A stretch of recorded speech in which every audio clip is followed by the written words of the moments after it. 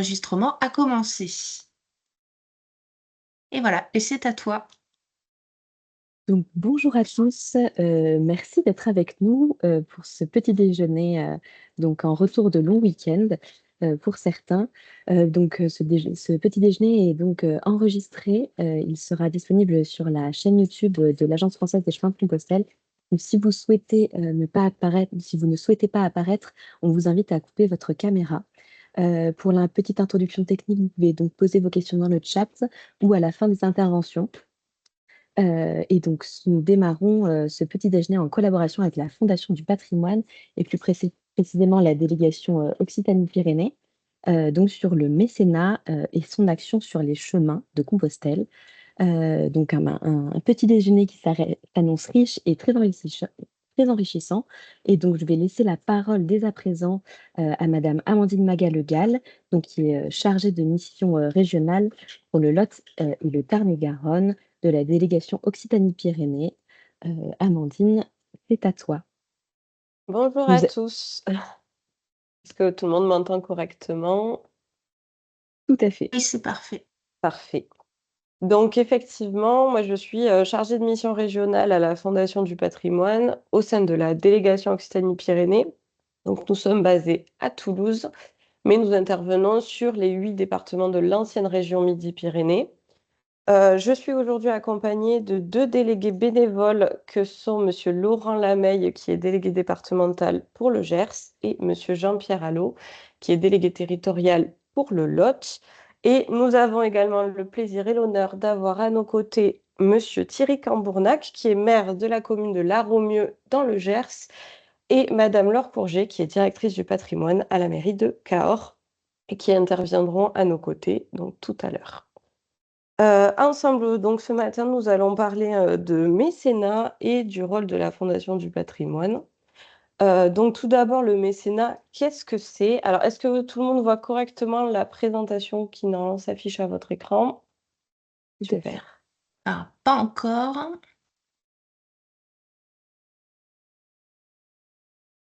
Est-ce que là, c'est bon? C'est Oui, parfait. Parfait. Alors, le mécénat en France, d'abord pour vous parler rapidement de ce que c'est et que vous compreniez bien de quoi il s'agit. Alors, le mécénat, effectivement, il n'y a pas de définition légale de ce que c'est.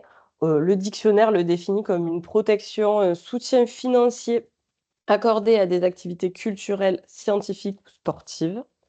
Attention, le mécénat, ce n'est pas du parrainage ou du sponsoring. Il s'en distingue par la présence ou non de ce qu'on appelle des contreparties. Normalement, le mécène ne recherche pas de contrepartie, sauf éventuellement la citation de son nom, contrairement au parrain qui, lui, s'engage avec le bénéficiaire dans une opération de nature commerciale en vue d'en retirer un bénéfice direct. C'est la loi du 1er août 2003, dite la loi Ayagon, relative au mécénat, aux associations et aux fondations, qui permet d'encourager par l'accompagnement fiscal de l'État les initiatives privées, qu'il s'agisse donc d'entreprises ou de particuliers. Cette loi revalorise fortement les incitations fiscales et a permis d'encourager, de dynamiser et de donner un nouvel élan au mécénat, qu'il soit d'entreprise ou qu'il soit privé. C'est pour cela qu'aujourd'hui, si vous faites un don à une association ou à la Fondation du patrimoine, par exemple, eh bien, votre don est défiscalisé.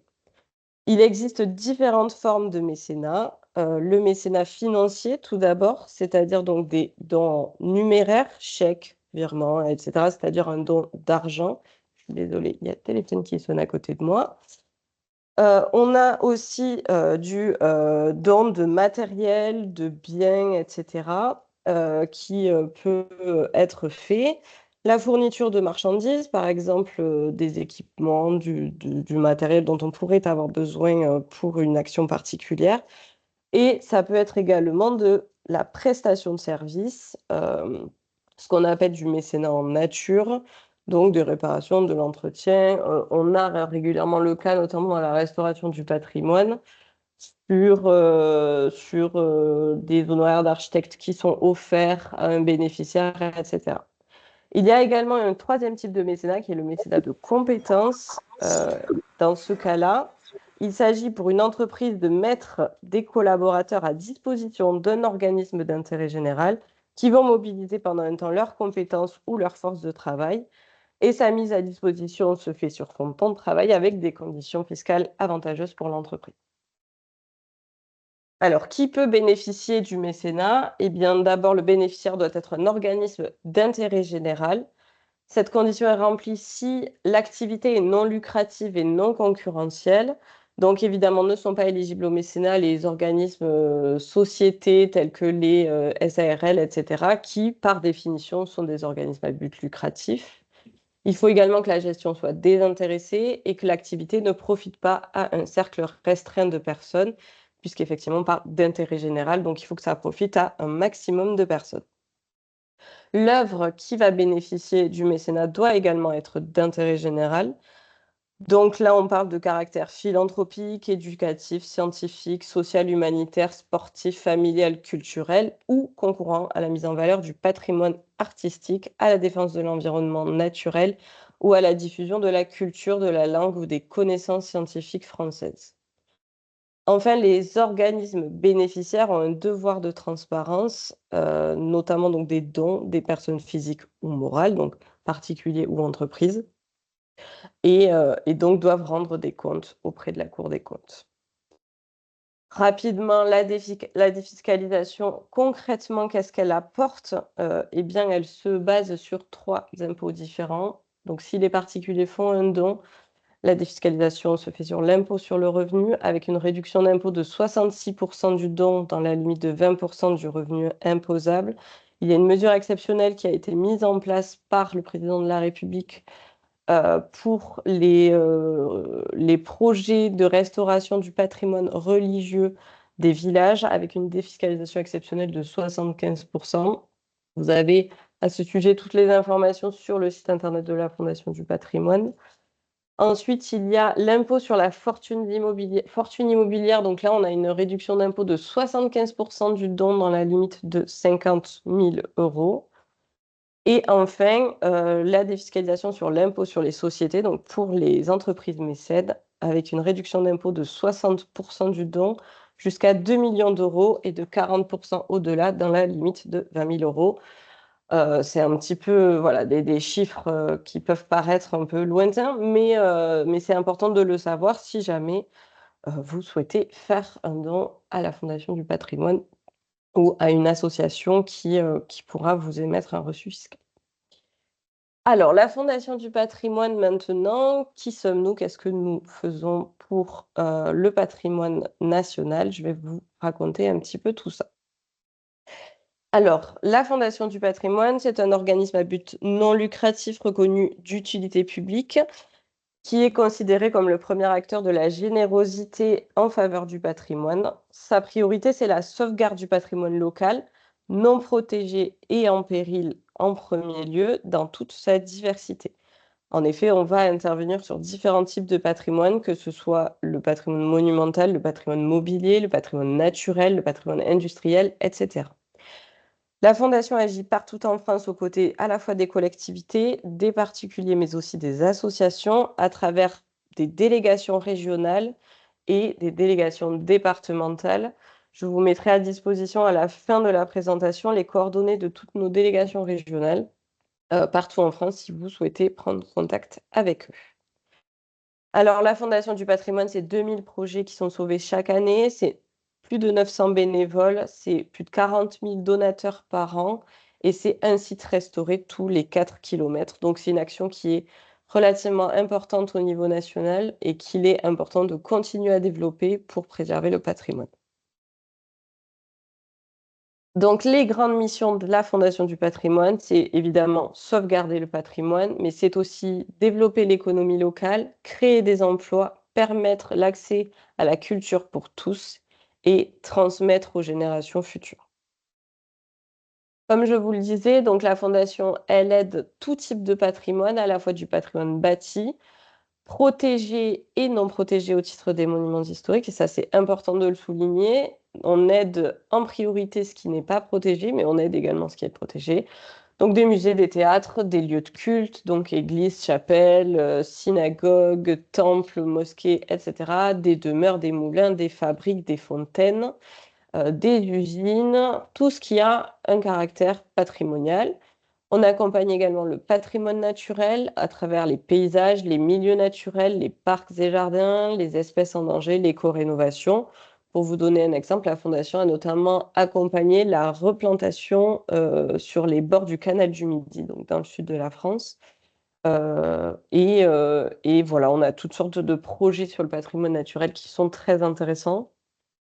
Et on aide aussi le patrimoine mobilier, qu'il soit roulant et maritime, ça peut être une locomotive ou un bateau, mais ça peut être aussi des instruments de musique comme des orgues par exemple, mais aussi des livres, des meubles, des tableaux, des statues, protégés et non protégés également. On fait pas de différence, on aide tous les patrimoines.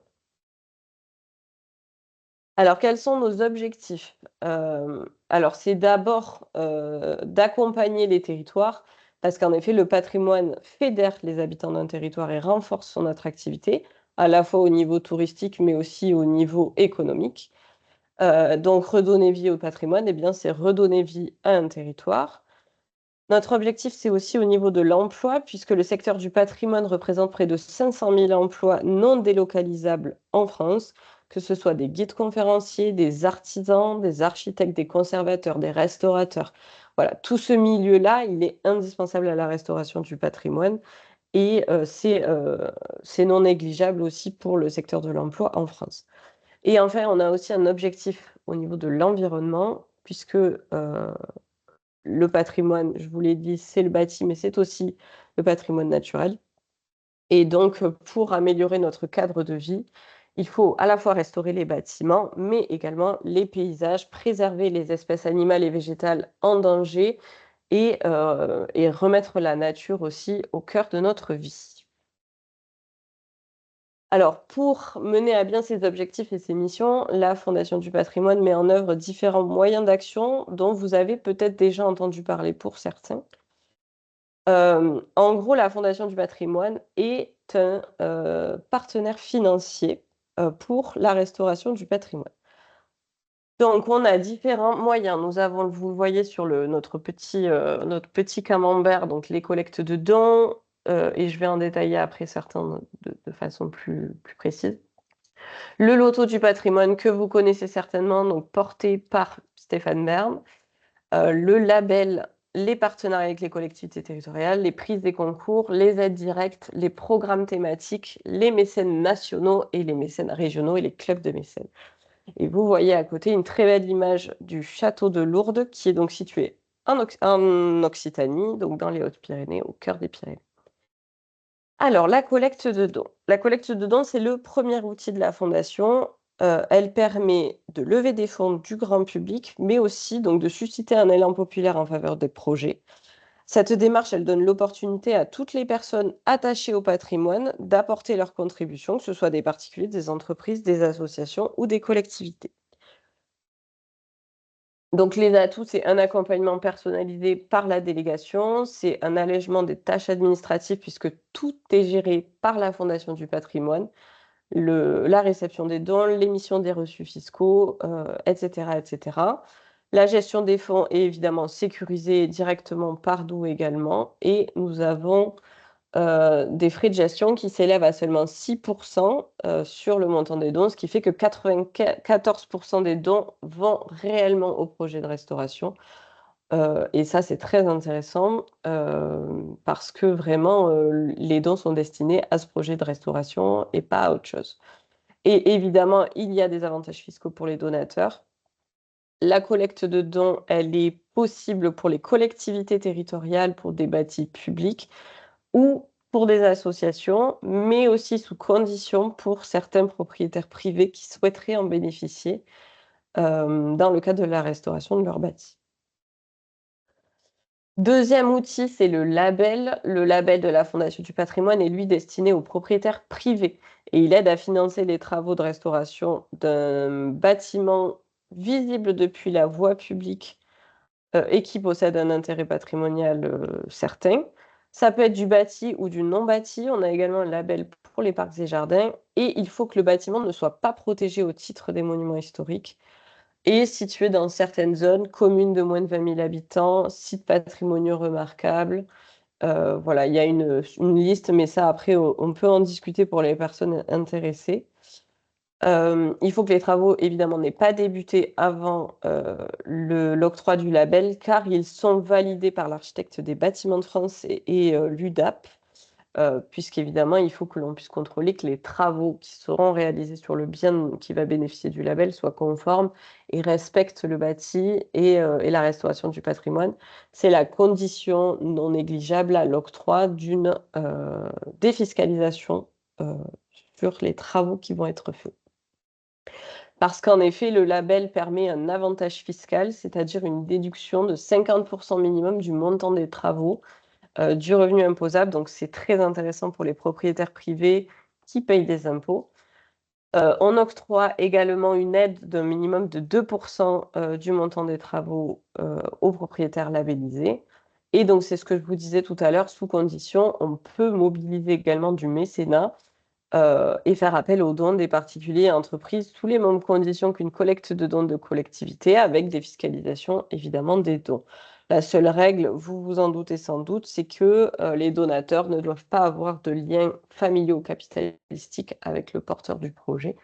Mais ça, ce sont des règles fiscales qui sont valables pour tout. Et dans certaines régions, eh bien, les collectivités accompagnent les porteurs de projets. C'est notamment le cas à Figeac, où on a signé une convention de partenariat pour accompagner les porteurs de projets du secteur sauvegardé, enfin, du site patrimonial remarquable, pour la rénovation de leur façade. Voilà. Ensuite, le loto du patrimoine que vous connaissez, je pense, puisque c'est vraiment l'outil le plus célèbre de la Fondation du patrimoine, dont on entend le plus parler, et qui donc comporte la mission patrimoine qui a été confiée à Stéphane Bern et qui est soutenue à la fois par le ministère de la Culture et la Française des Jeux, et qui permet lui donc d'identifier le patrimoine en péril et de rechercher des nouvelles sources de financement pour le restaurer. Et donc, chaque année, eh bien, il y a un grand site régional qui est sélectionné. Cette année, c'est le Pont Valentré de Cahors qui a été lauréat au titre des emblématiques pour la région Occitanie. Et ensuite, il y a un site départemental qui est sélectionné par département.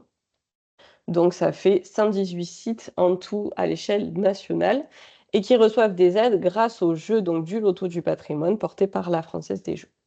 Les 4 principaux critères d'éligibilité, c'est évidemment toujours l'intérêt patrimonial et culturel du site, c'est l'état de péril. La mission patrimoine sert vraiment en premier lieu à accompagner les patrimoines et les bâtis en état de péril. C'est aussi la maturité du projet. Il faut qu'il y ait des devis au minimum, un estimatif du coût des travaux. Et il faut aussi que le projet il ait un impact sur le territoire et un projet de valorisation. Restaurer le patrimoine, c'est très bien, mais en faire profiter un maximum de personnes, eh bien, c'est encore mieux. Et donc, les projets se caractérisent par une grande diversité typologique. On a vraiment tout projet lauréat. Ça peut être des églises, des moulins, des abbayes, des fermes, des pigeonniers, des usines, des lavoirs, des fontaines, des théâtres, etc. Et toutes les périodes historiques sont représentées. Et les bâtiments identifiés sont à la fois la propriété de personnes privées, mais aussi publiques et associatives. Donc voilà, tout type de porteur de projet est éligible à la mission patrimoine. Et vous voyez à côté une très belle photo de la collégiale Saint-Pierre à Larromieux dans le Gers, dont nous vous parlerons un peu plus en détail tout à l'heure. Ensuite, la Fondation elle a plusieurs programmes thématiques qui permettent aussi d'accompagner des projets, d'apporter des financements supplémentaires.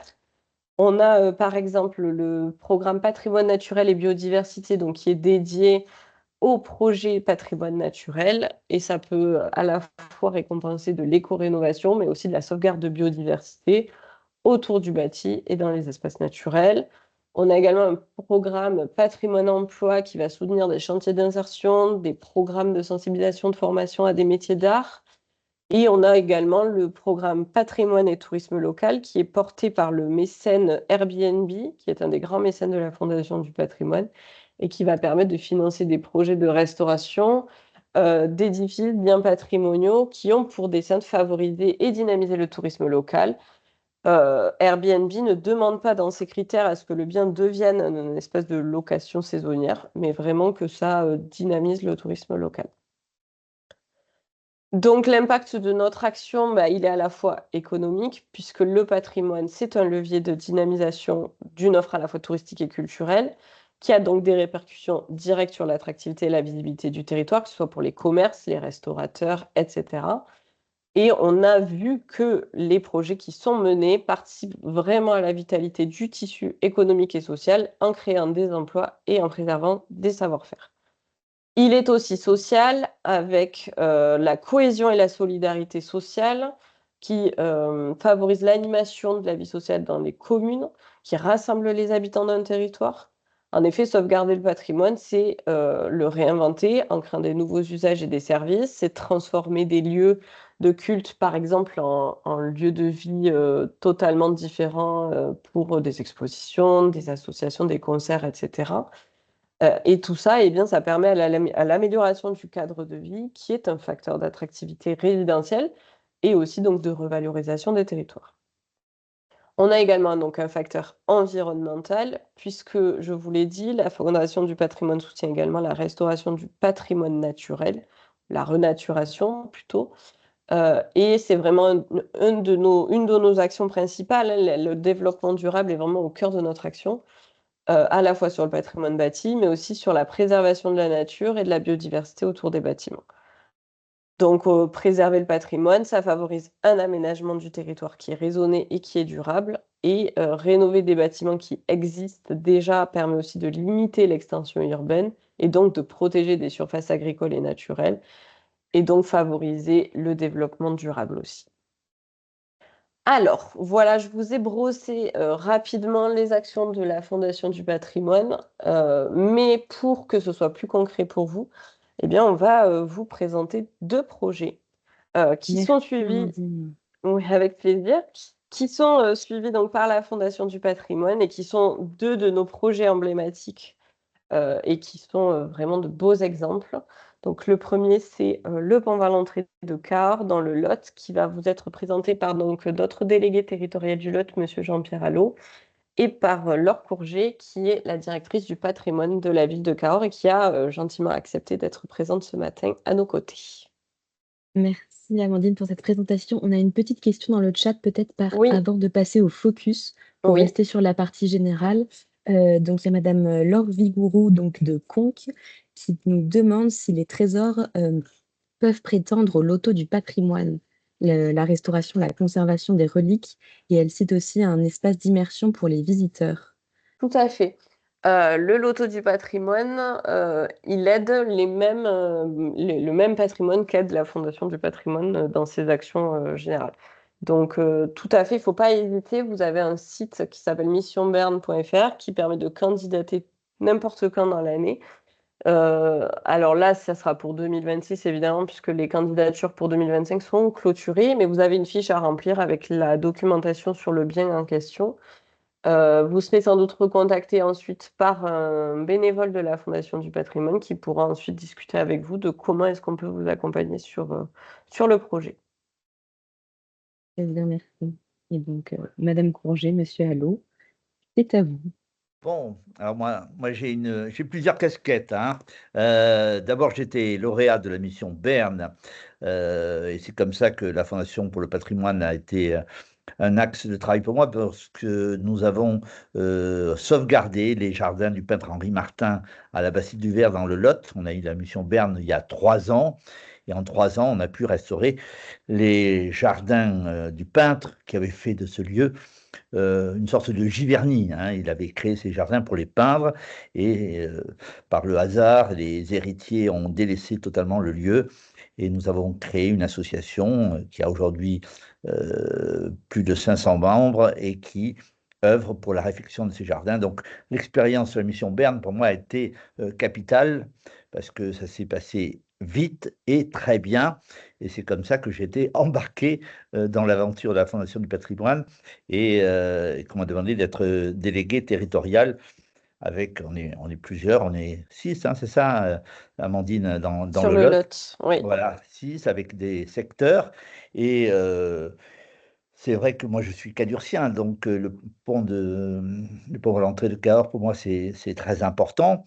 Je savais, grâce à l'amitié qui me lie à Laure Courget, que ce monument, était pas en si bon état qu'on pouvait le supposer parce qu'il est là, à cheval sur la rivière Lot et on a l'impression qu'il est là pour toujours. Or, il y avait pas mal de désordres qui s'accumulaient depuis des années et Laure m'avait sensibilisé sur, tous ces désordres et j'ai aussi une casquette d'écrivain puisque je suis l'auteur de la série Le sang de la vigne et j'ai créé une nouvelle série sur le patrimoine et je me suis servi, des déboires du pont Valentré pour écrire un roman, qui vient de sortir, qui s'appelle «Sur le pont Valentré, on n'y dansera plus». Tout ça pour dire que, une partie, 1 € sur chacun des livres publiés va à la Fondation pour le patrimoine.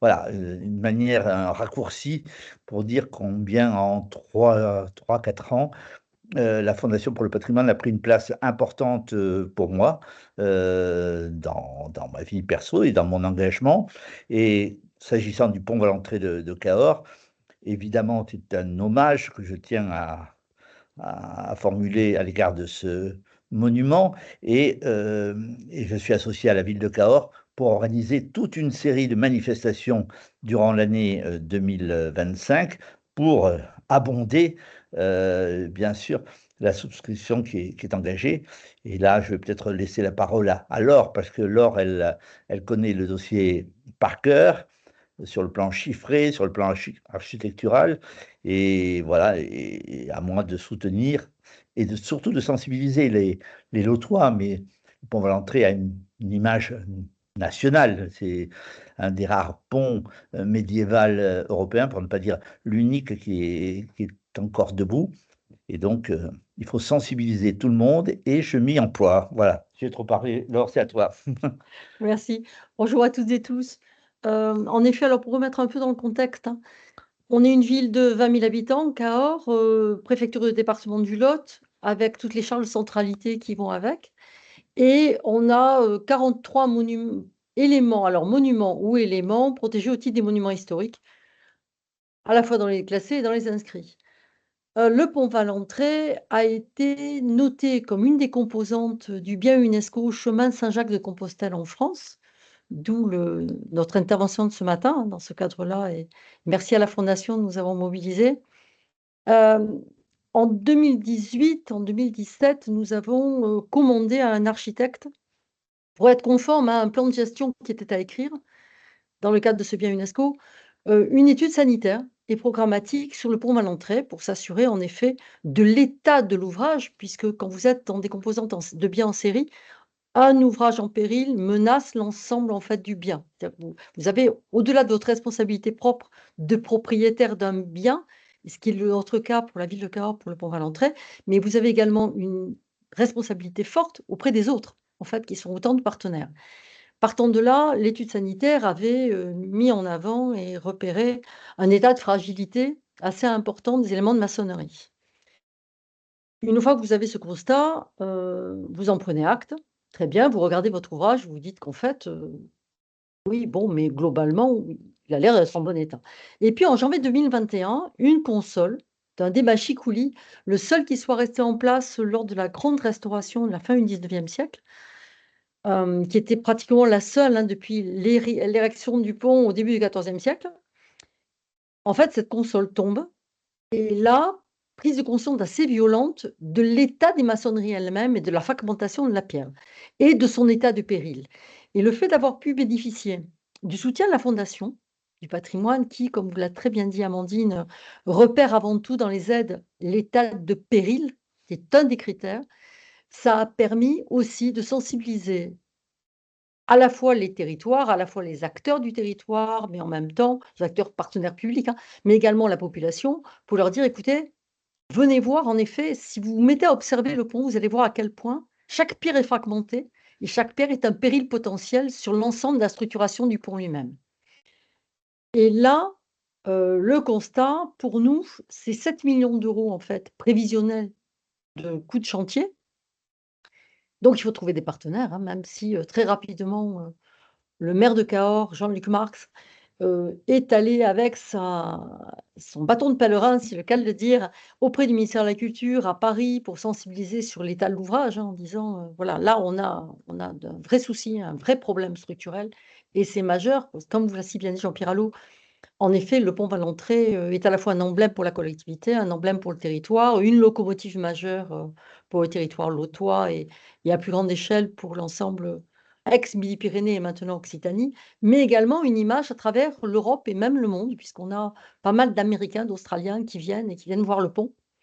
La protection, enfin le fait que ce soit inscrit comme une des composantes d'un bien UNESCO a aussi un impact majeur sur ce rapport à une notoriété et à une attractivité sur les territoires, c'est indéniable, hein.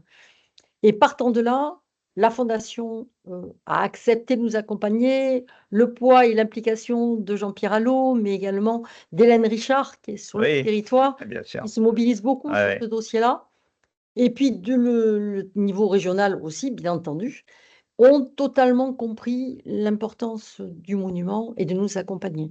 Partant de là, on s'est aussi adossé le soutien sur les conseils de la Fondation du patrimoine qui accompagne vraiment un porteur de projet de la première minute, j'ai envie de dire, jusqu'à la dernière. Alors pour l'instant, nous, on est au début. La dernière devrait être dans 5 ans puisque c'est l'échelle à peu près du chantier qui est donnée.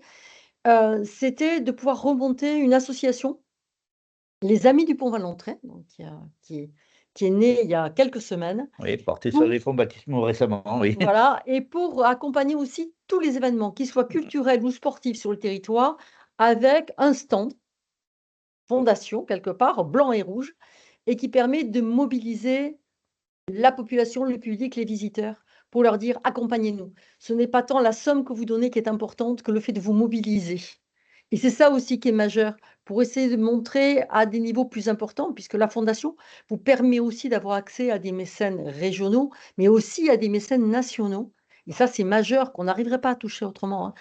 Et qui vous permet de pouvoir les toucher. Et pour des mécènes nationaux, l'importance de mobilisation un territoire a son importance. Et là, en cela, la Fondation nous accompagne vraiment pas à pas, ce qui est important et majeur pour mener à bien un chantier comme celui-ci. Puisque là, pour nous, concrètement, 2025, c'est l'année de recalage des études, hein, de l'architecte qui a été retenu, qui est un architecte en chef des monuments historiques, Stéphane Toin, pour ne pas le nommer, mais qui va aussi accompagner toutes les années de chantier lui-même et avec la fameuse notion des contreparties que Amandine a évoquées tout à l'heure, qui sont, à la fois, des contreparties pour, bah, ne même que les donations particulières, hein, des visites spécifiques, des éléments, qui leur sont dédiés, mais également pour les entreprises et voir comment à travers, des produits partage, qu'elle évoquera peut-être en fonction de vos questions tout à l'heure, mais voilà. Ce partenariat-là, pour une collectivité, pour un propriétaire privé, je pense que c'est exactement la même chose, il est majeur et le soutien de la fondation est essentiel. Et alors, a fortiori, sur des biens signalés comme composantes UNESCO, où vraiment on a besoin de tous, puisque, a priori, en France, l'UNESCO ne délivre pas de financement particulier spécifique, puisque la France a le dispositif des monuments historiques et des aides, hein, qui était en fait une spécificité. Et la Fondation est vraiment à nos côtés, à tout instant, à titre de conseil, d'appui technique. Voilà, c'est majeur. Pour moi, globalement, Amandine, Est-ce qu'il y a des choses à rajouter? des éléments à rajouter? Non, je pense que ça paraît clair et merci, Laure pour cette présentation, bah, essentielle, en fait, parce que c'est grâce aux porteurs de projets qui communiquent aussi sur les actions, portées par la fondation et sur le rôle qu'on a joué pour les projets, que nous, on peut continuer aussi à aider les autres porteurs de projets. Heu, pour le coup, Cahors, c'est vraiment, et le Pont Valentré, un projet emblématique de la région Occitanie, comme vous l'avez très bien expliqué et nous, on est très contents d'accompagner un projet de cette ampleur et c'est vrai que la plupart du temps, les gens passent et se disent: «Mais non, mais le Pont Valentré va très bien» et bien, en fait, non et c'est aussi ça notre rôle, c'est de permettre de promouvoir aussi et bien, l'importance de la restauration du patrimoine et de vous aider, vous, porteurs de projets, même si, vous le faites très bien de votre côté, à sensibiliser sur cette question-là aussi. Merci Madame Congé, merci Monsieur Allo, donc d'avoir Oui. mis en lumière ce projet de collecte donc sur le loto du patrimoine, donc d'une des 78 composantes du bien chemin de Compostelle en France, inscrit sur la liste du patrimoine mondial de l'UNESCO. Et donc, Amandine, je pense qu'on passe sur la partie gersoise. Tout à fait. Donc, pour poursuivre, nous avons un autre projet emblématique qui est également situé sur les chemins de Compostelle et qui va être présenté par Monsieur Laurent Lameille, qui est délégué départemental du Gers. Et nous avons l'honneur d'avoir à nos côtés Monsieur Thierry Cambournac, qui est maire de la Romieu dans le Gers. Et donc, tous les deux vont vous parler plus en détail du projet de restauration de la collégiale Saint-Pierre à la Romieu, donc dans le département du Gers. Bonjour à tous. L'avantage du Gers comparativement au Lot, c'est que nous sommes au sud et que le Lot est intervenu avant moi, donc je ne vais pas perdre de temps à redire ce qui a été dit très justement par notre ami Allo, qui a très très bien présenté les avantages d'une relation entre les porteurs de projets et la Fondation du patrimoine. Voilà, donc on va passer très, très vite là-dessus et je considère que c'est fait. Pour ce qui est de la collégiale Saint-Pierre de la Romieu, c'est un édifice particulièrement important et tant historiquement que par son envergure et son développement, extrêmement fragilisé au travers des siècles et que moi j'ai vu en tant que non-gascon, mais installé dans le Gers depuis 30 ans, évoluer progressivement, avoir quelques petites restaurations, mais souffrant des affres du temps.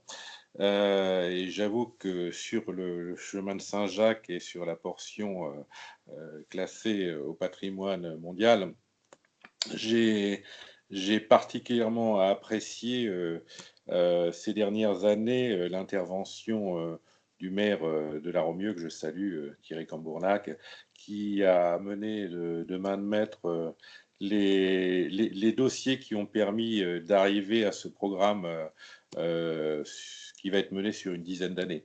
Programme de 6 millions d'euros, qui n'est pas pour le programme d'un homme, mais d'une collectivité, d'une part, et d'une ville, enfin d'un village, puisqu'en l'occurrence, la Romieu est un petit village, et que comparativement aux 20 000 habitants de Cahors, se colter, si je puis me permettre l'expression, un projet de 6,5 millions d'euros sur les épaules uniques de 250 personnes, peut-être, pourrez me corriger, Monsieur Cambournac, c'était particulièrement osé, mais comme le disait René Daumal dans un livre qu'il n'a jamais achevé, il faut se confronter au mot analogue afin de pouvoir aborder avec philosophie la vie et se permettre de réaliser des choses qui paraissaient irréalisables.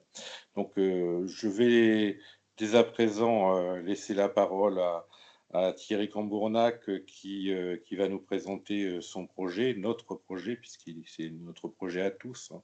Ne nous y trompons pas, c'est le projet d'un homme, mais c'est le projet d'une collectivité et c'est notre projet à tous, puisque au travers du tourisme, ça permet de faire vivre le territoire. C'est le projet également d'une association qui est en train de lever des fonds et qui, à l'aide de la Fondation du patrimoine, va permettre la réalisation de ces travaux. Thierry, merci d'avoir accepté d'intervenir. Vous faites un travail remarquable. À vous la parole. Bien, bonjour à tous. Comme Laurent Lameille vient de le dire, la Romieu, c'est un village 40 fois plus petit que Cahors. Hein. Nous sommes 575 habitants. Et au-delà de notre envie de voir notre collégiale restaurée, nous avons deux aiguillons qui nous y poussent. D'abord, comme l'a indiqué Laurent Lameille, j'allais dire la double inscription au patrimoine mondial de l'humanité, puisque le tronçon Lectoure-Condon, sur lequel se situe la Romieux, est inscrit, et la collégiale elle-même est inscrite comme élément remarquable.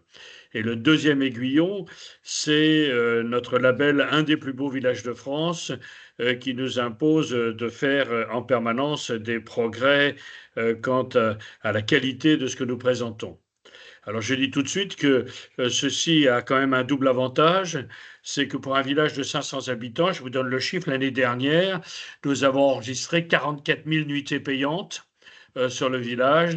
Il y a une vingtaine de chambres d'hôtes, de résidences et des restaurants qui en vivent largement.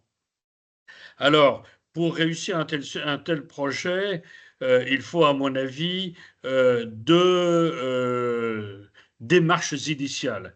La première, c'est effectivement de faire, comme vous l'avez fait à Cahors, un audit du bâtiment. Et nous avons eu la chance, après un appel d'offres, de tomber sur un remarquable architecte du patrimoine, je donne son nom, Guillaume Clément, qui nous a fait une étude absolument fantastique du bâtiment. Je tiens à dire à tous ceux qui montent des projets que ce genre d'étude est tout à fait finançable avec des choses comme la DETR ou des aides de l'État. Ça a été le premier préambule. Et le deuxième, dès qu'on a décidé de se lancer, j'ai fait une réunion des investisseurs. C'est-à-dire que nous avons fait à la Romieux une réunion à laquelle participaient la préfecture, la DRAC, la Fondation du patrimoine, l'architecte choisi, la Fondation du patrimoine, bien évidemment, et tous autour de la table, la région, le département, et tous autour de la table, on s'est posé la question de savoir si on était capable de financer un tel projet. Alors, pour en garantir le financement, notamment, je me suis battu pour qu'il soit inscrit au plan État-région. Et finalement, on a réussi à considérer que sur 3 ou 4 ans, alors à l'origine sur 2 ans, ensuite sur 3 ans à la demande de la DRAC, 6 millions d'euros, c'était absorbable. Ces deux préambules ayant été, j'allais dire, accomplis, effectivement, pour ce qui nous concerne, nous avons beaucoup travaillé avec les équipes de la Fondation du patrimoine du Gers, Laurent Lameille, et puis ses collaborateurs, de façon à lancer d'abord une souscription, donc un appel aux dons. Et l'intérêt de la Fondation du patrimoine, c'est que même des gens qui ne vous connaissent pas, qui n'habitent pas dans votre région, peuvent tomber sur votre demande, par exemple à l'occasion d'un reportage télévisé, par exemple à l'occasion d'un article dans la presse, et donc vous apportent des dons. Deuxièmement, ils ont été des conseils et des appuis extrêmement efficaces vis-à-vis de leur club de mécènes, vis-à-vis de la Fondation Bern. Et j'ai même plus loin, cerise sur le gâteau, la Fondation AXA, choisissant un certain nombre de dossiers qui ont fait l'objet d'un financement par Bern, nous avons également reçu 100 000 euros de la Fondation AXA. Voilà, donc moi je ne peux qu'encourager tout le monde à se rapprocher de la Fondation du patrimoine le plus tôt possible, et puis leur faire confiance et écouter leurs conseils quant à la qualité du dossier à présenter. Mais vraiment, notre architecte a fait un travail absolument fantastique, et c'est la combinaison de ces deux qui a permis qu'on a obtenu le résultat qui est actuellement en cours. Nous avons la première tranche de travaux qui fait 2,5 millions, qui va s'achever d'ici une douzaine de mois, et on aura encore 3 tranches de travaux ultérieurement, si bien que c'est un projet qui va probablement se terminer en 2030. Voilà, je crois avoir tout dit. N'oubliez pas évidemment d'essayer de motiver des donateurs. J'ai la chance d'avoir un certain nombre de résidences secondaires habitées par des gens qui ont quelques moyens. Il ne faut pas hésiter à leur écrire régulièrement. Ça finit par marcher. Voilà ce que je peux en dire. Merci beaucoup. Merci, Merci. monsieur. Donc, il nous reste merci donc, pour cette belle présentation de beaux projets sur les chemins de Compostelle. Il nous reste une dizaine de minutes pour des questions, des éclaircissements éventuels. Vous pouvez lever la main et les poser de vive voix ou les poser dans le chat. Et Amandine, je vois que vous avez mis une slide avec les délégations pour éventuellement prendre contact. Tout à fait. Effectivement, je fais une petite précision. La fondation, elle est présente partout en France, divisée donc en délégations régionales. On a un fonctionnement à la fois donc de bénévoles qui sont sur le terrain, que sont donc par exemple Jean-Pierre Allot et Laurent Lameille, qui sont au contact de tous les propriétaires pour les accompagner. Et puis ensuite, il y a moi-même et mes collègues qui sommes salariés et qui sommes donc aussi là pour vous aider sur l'instruction des dossiers. Je me permets juste d'excuser Laure Courget et Jean-Pierre Allot qui ont dû quitter la réunion puisqu'ils sont pris par d'autres obligations. Je ne manquerai pas de les remercier de nouveau de vive voix quand je les verrai. Oui, Voilà, donc merci, Amandine. n'hésitez pas, si vous avez des questions, nous Je sommes là vois, pour y répondre. je vois une question de Madame Vanessa Egert, donc à Saint-Gilles, qui nous demande, et qui demande plus précisément à Monsieur le maire de la Romieux, quel pourcentage est à la charge de la mairie? Comment avez-vous pu financer cette part? Alors, vous le savez tous que la part de financement de la commune doit normalement être de 20%. Vous vous doutez bien que la commune de La Romée, avec 500 habitants, n'a pas 20% de 6 millions, c'est-à-dire 1 200 000. Il existe un tout petit alinéa dans la loi que peu de gens connaissent, et dans lequel il est écrit que lorsque le projet est manifestement hors de proportion avec le budget de la commune peut demander au préfet ce qu'on appelle un arrêté de déplafonnement des subventions. Et si le préfet vous attribue, il peut vous autoriser à avoir moins de 20%. Ce n'est pas mon cas, mais je connais des cas où il y a eu 0% de subvention de la commune. Je ne vais pas tout dévoiler, mais je suis nettement en dessous de 10%. Très nettement en dessous de 10%. Sachant que si je peux me permettre d'intervenir, les dons qui sont reçus par le biais de la Fondation du patrimoine, ce ne sont pas des subventions publiques et donc Oui, ne comptent pas absolument. dans les 80%. Donc, pour tout dévoiler, entre Stéphane Bern et la Fondation AXA, ça payera tout ce que la commune doit débourser. C'est-à-dire, ça coûtera 0 au budget de la commune. C'est bien. Eh bien, merci pour cette précision. Et merci Vanessa pour votre question. S'il y a d'autres questions, n'hésitez pas en levant la main, en prenant la parole.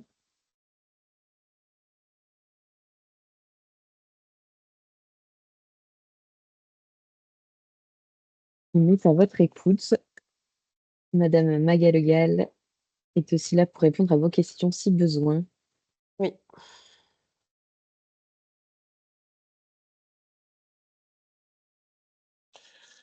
Si je puis me permettre d'intervenir à nouveau en tant que délégué Évidemment. du Gers, il est fondamental, s'il y a des porteurs de projets qui nous écoutent, que je ne vois pas, il est absolument fondamental, dès le départ, de faire appel à la Fondation afin que nous puissions vous aider et vous guider dans la mesure de nos possibilités, mais nous avons quand même une certaine habitude de ces dossiers. De vous conseiller les moyens d'action pour mener à bien les collectes. Et surtout, si vous êtes porteur de projet, sachez vous entourer dès le départ. Vous entourer d'une équipe à laquelle vous pouvez déléguer si vous n'avez pas le temps de le faire, les actions à mener, délégation, contrôle, bien entendu, mais plus vous serez dynamique, plus vous aurez une équipe dynamique à vos côtés, plus vous serez en communication et en interaction avec nous, plus vous aurez de chances de pouvoir lever les fonds, d'une part, de faire passer la nécessité de vos travaux et d'arriver à réaliser ces travaux. Le patrimoine est quelque chose qui n'est pas insurmontable, quand bien même vous ayez des édifices qui soient colossaux. L'exemple de M. Cambournac de la Romieux en est un flagrant. Je connais des communes où on pense ne pas pouvoir y arriver, mais la seule chose qui interdit d'arriver à un projet, c'est d'avoir du mal de l'imaginer à l'origine. Si vous savez vous entourer, si vous avez suffisamment d'audace et d'esprit et d'imagination, vous y arriverez. Et c'est fondamental. N'hésitez pas, contactez-nous et entourez-vous. Merci Laurent. Merci. Je vois une petite question de Sébastien Benary dans le chat. Un produit de partage sollicitant la mobilisation ou le don des pèlerins pour les lieux est-il envisagé? Est-ce qu'il y a des discussions avec les hébergeurs, les associations sur les chemins qui sont en cours, sur les projets, donc par exemple celui de la Romieux? J'imagine que c'est le cas. Alors, non, on ne l'a pas fait. Je pense que la difficulté, si vous voulez, à laquelle on se heurterait probablement, c'est une difficulté comptable. C'est-à-dire que ça va être difficile pour un hébergeur local, vous voyez, de demander aux gens de payer le prix de la chambre, puis de leur demander s'ils veulent bien donner 5 euros, de les décompter, parce que c'est leur chiffre d'affaires qui déclenche la taxe de séjour, etc. Ça me paraît compliqué. En revanche, ce que l'on fait régulièrement, c'est quand on a des visiteurs à la collégiale, on leur remet le petit flyer qu'on a construit avec la Fondation du patrimoine, en espérant qu'ils vont le garder et qu'ils vont l'utiliser. D'accord. Merci pour cette réponse. Il y a des dernières questions. Oui, il y a encore une question dans le chat de Vanessa Egert, donc de Saint-Gilles. Pouvez-vous nous en dire plus sur les contreparties dans le cas donc, du Pont Valentré et de la collégiale Saint-Pierre? Alors pour le Pont Valentré, vu qu'ils en sont au tout début de la mise en place du projet et de la collecte, ils sont en train justement de réfléchir à la mise en place de contreparties, mais il y en aura, c'est sûr. Ça peut être des goodies, par exemple, donc des porte-clés, des stylos, des marque-pages, etc. Mais donc pour l'instant, je ne peux pas vous en dire plus sur le Pont Valentré, mais je peux vous donner d'autres exemples qu'on a au sein de la Fondation qui peuvent donner des idées. C'est notamment le cas à la chapelle de Fontcourieux à Marciac-Vallon dans l'Aveyron, où il restaure donc une petite chapelle, une très belle petite chapelle. Et donc la commune a décidé de récupérer les bois de charpente qui n'étaient plus utilisables en l'état et de tailler en partenariat avec la Guiole des manches de couteau, donc faits de la charpente de la chapelle. Et donc pour des dons d'un certain montant, eh bien, les donateurs ont pu avoir leurs petits couteaux. On a aussi le cas à Toulouse, donc les colonnes du cloître des Augustins, donc du musée des Augustins, ils sont actuellement en restauration. Pour tous les dons qui sont faits au-delà de 100 euros, eh bien, le donateur devient parrain en quelque sorte de sa colonne et verra son nom affiché parmi la liste des donateurs sur les murs du cloître directement. Mais voilà, des idées innovantes de contrepartie, on en a plein, hein. Ça peut être effectivement des vidéos offertes du lieu en question, ça peut être une invitation à un événement particulier, ça peut être un objet matériel, etc. Je ne sais pas si à la Romieux, vous avez mis en place des contreparties, je ne me souviens plus. Non, on ne l'a pas fait pour l'instant. Ok. Sachant qu'il y a une contrepartie évidente pour tous les donateurs, qui est évidemment la défiscalisation du don. Mais effectivement, ça peut être une idée et c'est vrai que ça marche plutôt bien. Les gens aiment bien repartir avec leurs petits souvenirs aussi de ce don-là. On a aussi voilà, toutes sortes de choses. Vous l'avez peut-être vu dans les médias pour la restauration de Notre-Dame de Paris. Tous les gens qui faisaient un don pouvaient bénéficier d'une participation à un tirage au sort pour gagner une pierre de Notre-Dame, par exemple. Voilà. Exactement. Eh bien, merci beaucoup. Je ne vois plus de questions. Un grand merci à tous les 5. Donc, on ne manquera pas de remercier Madame Courget et Monsieur Allot qui ont dû partir. Pour tout le monde, on peut se donner rendez-vous donc le 16 juin pour le prochain petit déjeuner de l'Agence française des chemins de Compostelle qui sera donc sur l'accessibilité avec notamment Activandi, le PNR du COS du Quercy, l'association Mes Premiers Pas et Compostelle 2000, donc qui nous parleront de l'adaptation des chemins pour les personnes en situation de handicap. Je vous remercie tous pour votre présence et je vous souhaite une très bonne semaine. Merci Amandine, merci Monsieur Cambonnac et Monsieur Lameille pour vos interventions très enrichissantes.